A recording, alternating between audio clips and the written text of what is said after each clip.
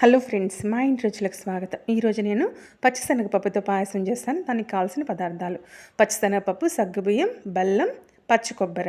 ముందుగా శనగపప్పుని సగ్గుబియ్యాన్ని నానబెట్టుకున్నానండి. ఈలోపు బాణలు పెట్టుకొని కొంచెం నెయ్యి వేసుకొని మనం కట్ చేసి పెట్టుకున్న కొబ్బరి పలుకులను వేసేద్దాము. అవి కొంచెం బ్రౌన్ వచ్చే వరకు వేపుకుందామండి. గుప్పెడు జీడిపప్పులు కూడా వేసాను. జీడిపప్పులు వేస్తే చాలా టేస్ట్గా ఉంటుందండి. ఈ మోతాదులో వేగితే చాలండి. ఈలోపు స్టీల్ పాత్ర పెట్టుకొని నానబెట్టుకున్న సగ్గుబియ్యాన్ని వేసేద్దాము. అవి ఉడుకుతుండగా బాణలు పెట్టుకొని నేను 1.5 కప్పు బెల్లం తీసుకున్నానండి. కప్పు వాటర్ వేసాను. ఇది పాకం రానవసరం లేదు, బెల్లం కరిగిపోతే చాలండి. శనగపప్పు పాయసం అంటే చాలా బాగుంటుంది. మీరు కామెంట్ చేయండి ఫ్రెండ్స్, మీకు ఇష్టమో కాదో. వర్షం పడుతుంది కదా, ఈ శనగపప్పు పాయసం చేసుకొని తింటుంటే ఉంది చూడండి, ఆహా, చాలా బాగుంది. మీరు ట్రై చేయండి ఫ్రెండ్స్. సగ్గుబియ్యం కూడా ఉడికిపోయాయి చూడండి. ఈ మోతాదులో ఉడికితే చాలండి. నానబెట్టుకున్న శనగపప్పును కూడా ఇందులో వేసేస్తున్నాను.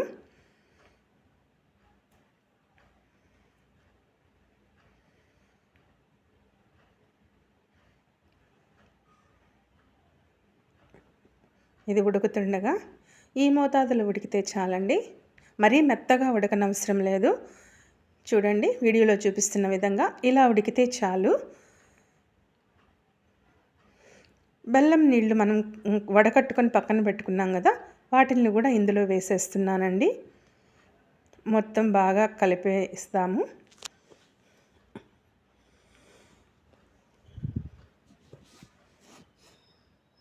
చూసారు కదా, ఈ మోతాదులో చిక్కబడిపోయిందండి.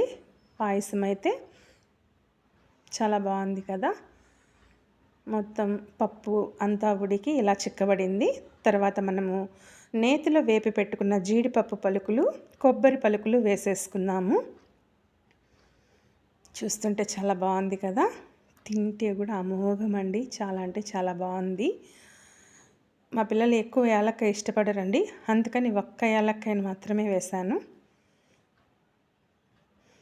ఆహా, చాలా బాగుంది కదా ఫ్రెండ్స్.